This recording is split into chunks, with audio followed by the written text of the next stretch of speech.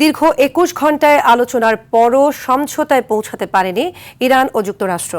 কোনো চুক্তি ছাড়াই পাকিস্তান ছাড়তে চলেছেন যুক্তরাষ্ট্রের প্রতিনিধি দল। তবে ইসলামাবাদ থেকে যে ফলাফলে আসুক না কেন, যুদ্ধে যুক্তরাষ্ট্র জয়ী হয়েছে বলে দাবি করেছেন মার্কিন প্রেসিডেন্ট ডোনাল্ড ট্রাম্প। এদিকে আলোচনার মধ্যে ফিলিস্তিন ও লেবাননে হামলা চালিয়েছে ইসরায়েল। বিস্তারিত জানাচ্ছেন আব্দুল মালেক। ১৯৭৯ সালের পর প্রথমবারের মতো যুক্তরাষ্ট্র এবং ইরানের সর্বোচ্চ পর্যায়ের নেতারা মুখোমুখি বৈঠক করলেন পাকিস্তানের ইসলামাবাদে। ঐতিহাসিক আলোচনায় যুদ্ধবন্ধের সম্ভাবনা থাকলেও সেই ক্ষীণ সম্ভাবনাও ভেস্তে গেল উভয় পক্ষের দর কষাকষি আশানুরূপ না হওয়ায়। দীর্ঘ ২১ ঘণ্টার আলোচনার পরও সমঝোতায় পৌঁছাতে পারেনি ইরান ও যুক্তরাষ্ট্র, এমনটি জানিয়েছেন মার্কিন ভাইস প্রেসিডেন্ট জেডি ভ্যান্স।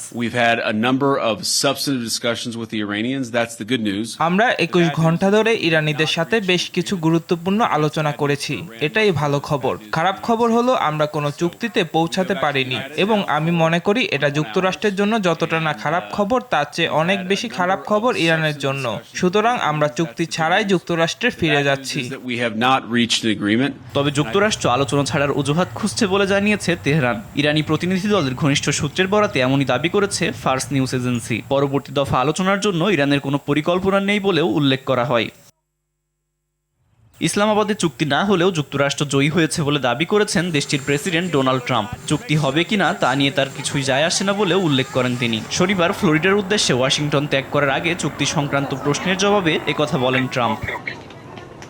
এদিকে চলমান আলোচনার মাঝেই দক্ষিণ লেবানন জুড়ে ইসরায়েলি হামলায় অন্তত ১৮ জন নিহত হয়েছেন। এ নিয়ে চলমান সংঘাতে দেশটির মৃতের সংখ্যা ছাড়িয়েছে ২,০০০। এমনকি মধ্য ও দক্ষিণ গাজা উপত্যকায়ও ইসরায়েলি হামলায় অন্তত ৭ জন নিহত হয়েছেন। এছাড়া লেবানন ইস্যুতে আরও কঠোর হুমকি দিয়েছেন ইসরায়েলি প্রধানমন্ত্রী বেনিয়ামিন নেতানিয়াহু। হিজবুল্লাহর অস্ত্র নিরস্ত্রীকরণ ছাড়া লেবাননে শান্তি চুক্তি করার কথা অস্বীকৃতি জানিয়েছেন নেতানিয়াহু। আব্দুল মালেক, RTV।